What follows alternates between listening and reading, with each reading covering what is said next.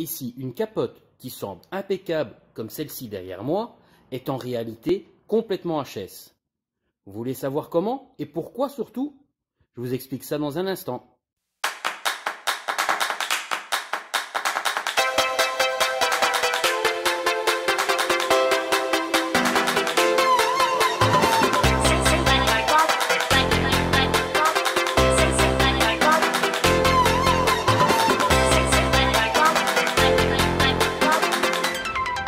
Bonjour à toutes et à tous et bienvenue chez l'expert du cabriolet. Aujourd'hui dans cette vidéo, je vais vous parler de quelque chose qui pourrait sembler contradictoire. Une capote comme ici qui semble, on va dire, relativement belle au visuel de l'extérieur et qui en réalité est complètement HS. Vous me direz, mais comment est-ce possible? Pourquoi? Eh bien, tout simplement, c'est malheureusement lié à son passif. Ici, hélas, comme souvent, le client vient d'acheter ce véhicule, avait une capote qui, au visuel, n'avait pas l'air dégradé, mais était, on va dire, sale et ne perlait absolument plus. Comme dans 99% des cas, 99 pour les amis français, c'est une capote qui n'a pas eu d'entretien dans son passif. Alors on est quand même sur un véhicule qui date de 2006. Ce véhicule a donc pratiquement 15 ans. C'est 15 ans sans avoir d'entretien correct. Et ce qui est dans ce cas, à mon avis, pire, c'est avoir des applications de produits totalement inadaptées. Et la plus fréquente, c'est le passage au car wash. Que ce soit un tunnel ou un self, les savons utilisés dans ces machines ne sont absolument pas adaptés aux toiles de capote, ce qui, à force d'utiliser ces produits, détruisent intégralement la toile de capote. Alors ici, cette voiture, je l'avais vue une première fois sur photo. Sur photo, impossible de déceler ce genre de problème. Quand l'auto est arrivée, certes, il y avait des petites anomalies, des petites cloques qui donnaient lieu à un questionnement. Je me dis, c'est très étrange, ce genre de petites cloques. Cela signifie qu'il y a certainement un problème derrière ce phénomène. Ça n'arrive pas par hasard. Pour le coup, je vous dis, la capote présentait relativement bien. Elle n'a pas de gros dégâts majeurs visible sur l'extérieur.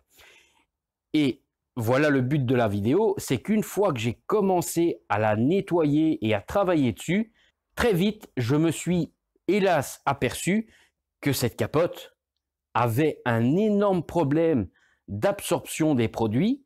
Elle était extrêmement poreuse au point que je n'avais même pas le temps d'appliquer le produit et de passer quelques centimètres à côté, que le produit avait totalement disparu, était absorbé par la toile. Premier réflexe, ça a été d'aller voir en dessous, donc dans le véhicule, et la grande surprise, l'inondation au niveau du plafond. Cela signifie donc qu'une toile qui est malmenée et surtout qui est agressée avec des savons totalement inadaptés et en continu, régulièrement, toutes les semaines, va être tellement détruite qu'elle ne sera plus une toile de capote, mais un simple tissu qui n'a donc aucune propriété à retenir l'eau à l'extérieur et au contraire, il absorbe tout et laisse tout passer sur les faces internes. Ça veut donc dire qu'on va avoir de l'eau dans le véhicule, que les armatures vont s'oxyder, que le ciel de toit va pourrir et on va cumuler et cumuler les différents problèmes. Alors il y a des petits détails, des petits signes. Après, en regardant de plus près, on peut se rendre compte. On va regarder tout ça en détail juste après, mais vous allez repérer des endroits avec de la rouille où il ne devrait pas y en avoir. Il va y avoir des endroits avec de l'humidité où il ne devrait pas y en avoir. Comme les rebords de joints intérieurs, il y a une gorge. Dans un cas comme ici, si l'eau passe à travers, l'eau se retrouve dans la gorge intérieure et ça va déborder côté habitacle. On va avoir les pieds des sièges qui vont être en permanence humides puisque l'eau va ruisseler sur les montants ou dans les montants et va atterrir dans la moquette, ce qui va mettre tous les pieds de fixation des sièges dans l'humidité et vont rouiller. Des endroits où normalement il ne doit pas y avoir de rouille comme les crochets de fixation de portière, là l'humidité va aussi s'installer puisque l'eau va ruisseler là tout le long en permanence. C'est tous des petits détails qui apportent des signes qu'il y a un réel problème autre que la capote qui n'est pas juste déchirée. Parce que ça c'est facile, il ne faut pas être un grand expert pour se rendre compte que la capote elle est HS et à remplacer quand elle est déchirée de partout, craquelée, qu'il manque des morceaux, les coutures sont éventrées. tout le monde voit qu'il y a un réel, sérieux problème, la capote est détruite. Mais là, on peut facilement se faire avoir. Ce qui, malheureusement, fut le cas du client. Il a vu le véhicule, il présentait relativement bien, la capote n'était pas, on va dire, laide, elle était correcte pour son âge. Mais en réalité, elle cachait bien son jeu, puisqu'elle est complètement HS. On va regarder ça d'un peu plus près. Donc voilà ici notre capote, hein. Si on la regarde comme ça, à une paire de mètres en retrait, ben, elle ne présente rien de mal, hein. On a quelques petites traces d'usure, on a un petit dégât ici, mais s'il n'y avait que ça, ce serait minime. Mais même l'état général de la toile, alors certes ici, ben, j'ai continué mon travail de nettoyage et de réimperméabilisation pour faire l'entretien comme la capote aurait dû le recevoir depuis des années, et régulièrement une fois par an au minimum. Donc ici, le visuel est à nouveau totalement propre. La capote a reçu un savonnage et une imperméabilisation, mais le gros problème, c'est que son cœur, le sein de la toile, les épaisseurs entre elles sont complètement détruites. Il n'y a plus que la protection que j'ai déposée sur l'extérieur, c'est la seule et unique barrière qui reste aujourd'hui. Et ça n'est pas éternel. Ça n'est pas un traitement qui va rester des années. Il faut faire ça régulièrement. Et dans un cas comme ici, il n'y a pas 36 solutions. Soit on fait l'entretien de manière extrêmement régulière, dès que la goutte ne perlera plus, tout de suite retraiter, ou remplacer la capote. Donc on peut voir, si on regarde ici sur l'arrière, c'est là où c'est un petit peu plus visible, on voit des espèces de petites bosses à quelques endroits, hein. Ici, là encore une petite, au milieu on la voit beaucoup moins, mais il y en avait une aussi au milieu. Donc c'est vraiment très très localisé, il y en a 3 ou 4. Donc voilà, c'est ces quelques petits points, ces quelques petites bosses qui m'ont donné l'alerte, qui m'ont vraiment mis la puce à l'oreille. Et c'est à partir de ça où je me suis dit, il y a un problème quelque part, c'est louche, c'est étrange, ces petites cloques, c'est généralement pas vraiment bon signe. Sur le coup, je devais faire mon entretien, donc j'ai démarré mon entretien. Et en suivant toute la procédure, comme je l'explique dans d'autres vidéos, mais le fait de déjà mouiller la capote, on avait une réaction assez étrange de la toile. Au moment où j'ai appliqué le savon, là, je n'ai plus eu de doute qu'il y avait vraiment un vrai gros problème qui se cachait avec cette toile, parce que la toile absorbait le savon à une vitesse folle. Je n'avais même pas le temps de le déposer sur le tissu, que c'était parti dedans. Et du coup, j'ai commencé à un petit peu analyser la situation, à réfléchir et à constater que en fait, il y avait un sérieux problème de porosité, que cette toile était devenue une véritable éponge et tout était en train de passer à travers la toile, l'isolant, le ciel de toit, tout se retrouvait dans l'habitacle. J'ai fait une petite vidéo pour vous montrer un petit peu les différentes petites bosses qu'on avait et le résultat à l'intérieur de la capote. Vous allez voir ça. Voilà ici une belle Saab 9.3 qui semblait avoir une capote, on va dire, correcte. Mais maintenant, une fois qu'elle est mouillée, que je suis en train de la savonner, on peut constater, vous voyez, des espèces de petites cloques comme ça, hein, des petites bosses. En fait, c'est pas bon signe du tout. Ça veut dire qu'on a des boursouflures dans les épaisseurs de capote. C'est pas bon, en fait, comme je disais, c'est principalement lié à un dessèchement des épaisseurs de toile. Donc c'est mauvais signe, ça veut dire que cette capote a très certainement été mal entretenue, on y a appliqué des savons non adaptés, peut-être un carrouage régulier, que ce soit un tunnel ou un self, et ces savons ont démangé les épaisseurs de toile et on attrape ça. En fait, on l'a pas que ici sur les côtés, c'est un peu partout, on peut voir ici aussi sur le milieu, et c'est la même chose de l'autre côté, évidemment. Alors, effectivement, cette capote qui est devenue très très sèche, c'est devenu une véritable éponge. Et le visuel, maintenant qu'elle est mouillée, me paraît très très étrange. Je vais aller voir un peu à l'intérieur au niveau du ciel de toit.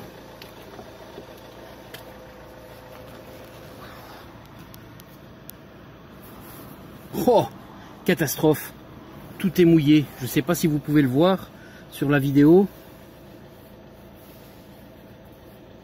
Je ne sais pas si ça se voit bien. Ici, c'est plus ou moins humide. Ah, voilà, là, on le voit peut-être mieux comme ça avec le reflet. Vous voyez, on a vraiment des auréoles à l'intérieur. Donc en fait cette capote est devenue totalement poreuse. C'est une véritable éponge. Toutes les épaisseurs de toile ont été démangées par des mauvais entretiens et très certainement une mauvaise utilisation de savon. J'imagine très certainement le car wash tunnel ou le car wash self, ce qui a détruit complètement la toile de capote. Alors certes, elle semble belle, elle n'est pas déchirée à l'extérieur, mais regardez l'intérieur comme c'est mouillé. C'est la même chose par là. C'est catastrophique, regardez. Aïe, aïe, aïe, aïe, aïe. Voilà, si on la regarde de l'extérieur, elle ne fait pas peur, hein. C'est une capote qui présente correctement, elle n'est pas déchirée, elle n'a pas d'usure prématurée, mais on a ces espèces de petites cloches, on peut dire, à plusieurs endroits. Et là, la capote est encore en position fermée. Donc ça veut dire que si je fais une manœuvre, on voit encore bien aussi de ce côté-ci. Voilà, si je tente une ouverture de capote maintenant, lorsqu'elle est mouillée, ça risque très certainement de développer et de montrer encore plus toute cette petite cloche. Voilà, après, on peut aussi constater, c'est d'autres signes, c'est à l'intérieur du véhicule. On a des endroits comme ici, par exemple, c'est un endroit où, logiquement, on ne doit pas avoir de rouille. L'eau ne doit pas stagner à cet endroit-là. Donc, quand on a de la rouille à des endroits comme ici, en plein milieu d'un élément, qui ne sont pas logiquement immergés dans l'eau, il faut déjà se poser une question. Alors, quand vous avez aussi de la rouille qui est visible comme ça, au niveau des pieds des sièges, des fixations de ceinture de sécurité, ben là on peut aussi se poser des questions parce que c'est pas normal qu'il y ait de l'eau comme ça à cet endroit-là. Ou alors soit le niveau d'eau peut monter très très haut, ou alors il y a une humidité permanente dans l'habitacle. Et effectivement, si le toit s'humidifie et cette humidité est là en permanence dans les montants, coule le long des intérieurs, des habitacles et autres, ce que ça va également générer, c'est au niveau des joints, vous avez l'étanchéité qui se fait de l'extérieur vers l'intérieur, mais un joint comme ici, sur ce modèle, on a un joint avec une espèce de petite gorge côté intérieur. Donc là, je ne sais pas vous le montrer parce que c'est dans le support du joint, dans son armature. Et le fait d'avoir cette petite gorge intérieure, une fois que l'eau va passer à travers la toile de capote, elle est en contact avec des points métalliques, et donc au lieu de ruisseler à l'extérieur et de suivre son chemin normal, ben, elle est passée à travers, elle coule le long de l'armature, elle touche cette gouttière intérieure, et vous remplissez votre joint à l'intérieur du véhicule. Donc ça veut dire qu'une fois que vous allez prendre un virage un peu trop serré, ben, vous allez prendre la douche, ou si vous décapotez, ben, vous allez foutre toute l'eau sur votre banquette arrière ou sur le passager arrière. En fait, dans une situation comme ici, c'est vraiment l'expérience, l'expertise de quelqu'un qui maîtrise le sujet, qui connaît, qui sait comment ça se comporte, qui va pouvoir constater assez rapidement qu'il y a un problème avec cette capote. Voilà encore pourquoi il faut vraiment faire attention lorsqu'on achète une voiture d'occasion, faire le test de la goutte d'eau. C'est pas juste folklorique pour dire ça permet de voir si on a une vitesse d'absorption très importante, très rapide. C'est qu'il n'y a déjà pas un bon signe. Après, quand vous allez voir une voiture et qu'il fait plein soleil, vous ne pourrez pas vous rendre compte que la toile est complètement détruite à ce niveau-là. Il faut regarder, c'est tous les petits détails comme je vous ai montré, au niveau des intérieurs, au niveau des crochets de fixation de portière, au niveau des points de fixation des ceintures de sécurité, et toutes des petites choses, voir si les joints ne sont pas humides de l'intérieur. Quand vous décapotez, regardez si on n'a pas de la moisissure sur les rebords, côté intérieur, si on n'a pas déjà énormément de rouille ou même un début de rouille sur les armatures. Tout ça, c'est des signes qui montrent qu'il y a un problème d'humidité dans le véhicule. Et c'est un cabriolet avec une toile, donc l'humidité, elle peut venir par le toit. Ça n'est pas une énorme coque en métal. Alors j'entends déjà certains dire, oui, bah c'est pour ça qu'il faut prendre des CC, un toit rigide, escamotable, c'est ce qu'il y a de mieux. C'est pas le sujet de la vidéo, mais c'est de loin vraiment pas une solution non plus. C'est même 1000 fois pire qu'un cabriolet avec un toit en toile. Moi perso, je préfère 1000 fois un cabriolet toit en toile, avec parfois des problèmes comme ça qu'il faut solutionner, qu'un toit rigide escamotable, où là les solutions n'existent pratiquement pas. Je ne vais pas rentrer dans les explications des CC, c'est pas le sujet de cette vidéo-ci. Lorsqu'on est pour aller voir un véhicule cabriolet à l'achat, ben certains vont essayer d'aller le voir peut-être quand il pleut, quand il fait mauvais, pour voir si on a des problèmes d'entrée d'eau directe, c'est une façon de voir. D'autres vont aller préférer le voir quand on est sûr qu'il ne pleut pas pour pouvoir justement décapoter à leur guise et profiter de l'ensemble du véhicule déjà pendant l'essai. Après, il y a des choses bonnes et des choses mauvaises dans les deux cas. Si vous allez voir un cabriolet lorsqu'il pleut, l'eau va vous masquer des dégâts sur la toile liés à des passages de nettoyeur haute pression type Karcher. L'eau va également vous masquer de la verdure, va masquer des petits dégâts dans la toile, va masquer des éléments de la fibre qui seront défaits, des petits trous. Tout ça va être masqué parce que la toile sera gorgée d'eau et vous ne verrez pas ces défauts qui sont sur la surface extérieure de la toile. Alors certes, vous pourrez constater s'il y a une vraie entrée d'eau directe dans l'habitacle, mais à part ça, vous allez plutôt passer à côté de beaucoup de choses qui sont assez importantes sur l'état de santé du tissu. À l'inverse, quand on va voir un cabriolet lorsqu'il y a plein soleil, vous allez avoir une toile qui sera bien sèche et là vous pourrez constater si on a un décollement de lunettes, si on a un dépôt de verdure important, si on a des petits dégâts sur la fibre, si on a des dégâts liés à un passage de nettoyeur haute pression, tout ça sera bel et bien visible parce que le tissu sera au sec et au naturel. Il n'aura pas un artifice, l'eau, qui va aller masquer tout ça. Alors oui, le jour où il fera plein soleil, vous ne pourrez pas déceler une fuite d'entrée d'eau directe, mais il y aura déjà de nombreux signes qui pourront vous faire comprendre qu'il y a peut-être un problème. L'entretien des joints. Un joint qui n'est pas mouillé sera au naturel lui aussi, et si on a un aspect de joint très mat, très blanchâtre, grisonnant, c'est un joint qui n'a pas été entretenu, voire jamais été entretenu. Ça peut être un signe que, effectivement, peut-être il y a un problème au niveau des joints. Beaucoup de cabriolets ont des joints de qualité bonne, voire très bonne, et en refaisant les entretiens, en reprenant ces éléments en main, en passant les bons produits de manière correcte, vous allez pouvoir rattraper quelque chose de bien sans forcément devoir les changer. Sauf si, évidemment, ils sont déchirés, craquelés ou des morceaux manquants.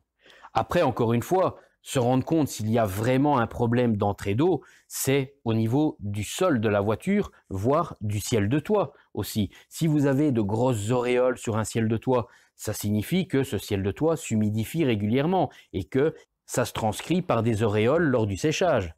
C'est pas bon signe. Si au sol, on a des taches de rouille, comme on peut voir au niveau des points de fixation des ceintures de sécurité, au niveau des crochets de fermeture de porte, il y a plein de petits détails comme ça à l'intérieur qui peuvent montrer et signaler qu'il y a un problème d'humidité dans le véhicule. Donc si c'est sec, tout ça c'est aussi bien visible.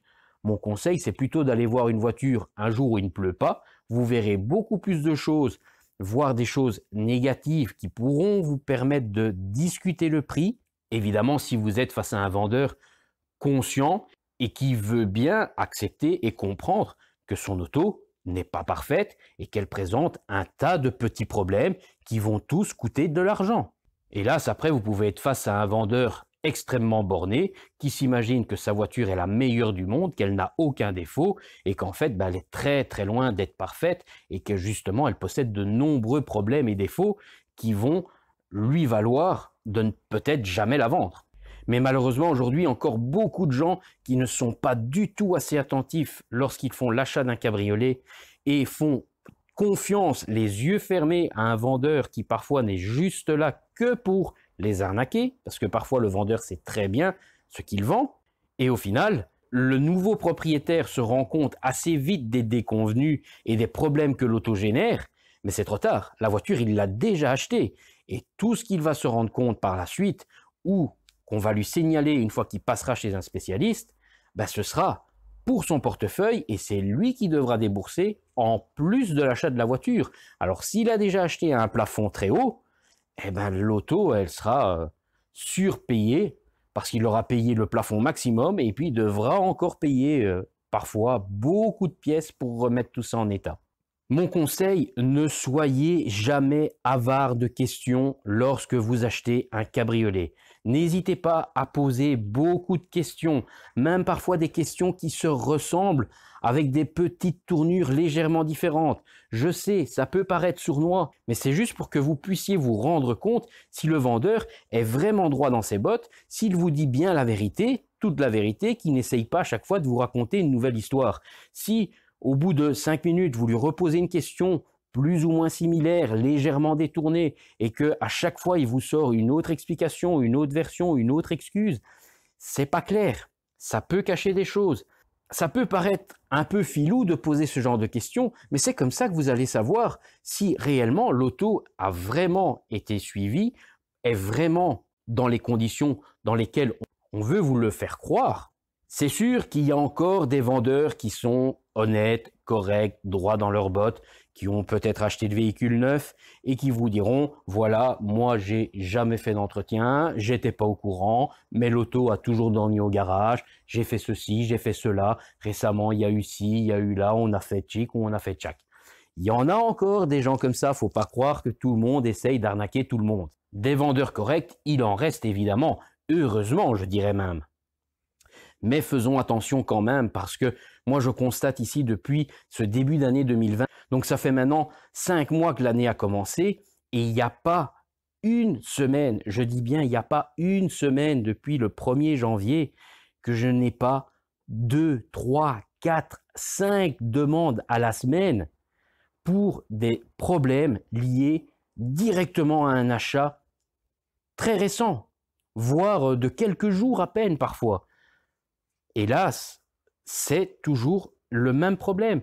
Les gens sautent sur la première occasion venue parce qu'on aime peut-être la couleur, on aime les gens, on aime la forme d'un siège ou ceci ou cela et on zappe complètement le contrôle de tout ce qu'il y a autour de ce petit détail qui nous a plu. Mais ce petit détail est en fait peut-être juste une broutille que vous pourriez acheter par la suite et rajouter à un autre véhicule qui n'aurait pas ce détail-là et prendre un véhicule qui, lui, est parfaitement sain, parfaitement correct au niveau de la toile de capote. Parce que n'oubliez pas, c'est quand même le toit, c'est la toile de capote qui est le point majeur à contrôler. Évidemment, après une carrosserie correcte et un moteur en bon état de marche, évidemment, ça va de soi. Le trio gagnant, c'est donc une bonne carrosserie, une bonne mécanique avec un moteur qui tourne bien et un toit parfaitement fonctionnel, en état de marche et si possible, bien entretenu. Si un des trois est déjà défaillant, ben, soit il faut jouer sur le prix, soit il faut passer à autre chose. Moi justement, par mes vidéos, j'essaye un maximum de vous donner des infos concernant le plus grand panel de choix possible. Alors je ne sais pas faire une vidéo pour chaque voiture, c'est pas possible, je les ai pas toutes une à côté de l'autre pour pouvoir donner des infos sur tous les modèles de chaque marque et ainsi de suite. Alors je fais au fur et à mesure de ce que je rencontre ici présent à l'atelier.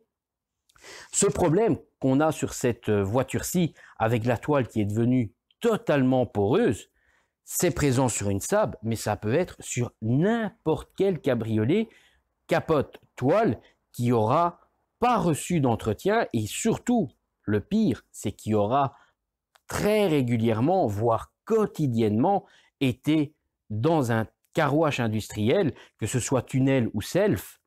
C'est ça qui va détruire la toile de capote, la rendre poreuse et vous générer une montagne de problèmes sur tout le reste de la voiture. Alors encore une fois, cette montagne de problèmes, elle n'est pas instantanée. Ces problèmes-là apparaîtront petit à petit avec le temps, au fur et à mesure que les choses vont se dégrader.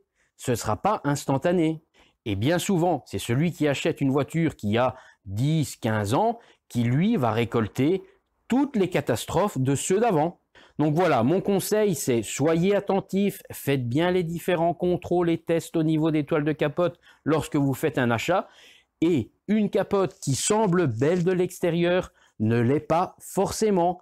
Contrôlez, vérifiez, analysez un petit peu la situation. Alors oui, je sais, vous n'êtes pas forcément spécialisé là-dedans, mais si vous avez un doute, n'hésitez pas à poser des questions aux vendeurs, à quelqu'un de spécialisé pour avoir un maximum d'infos et ne pas vous faire avoir. Parce qu'après, un remplacement de capote, c'est pas 2 €.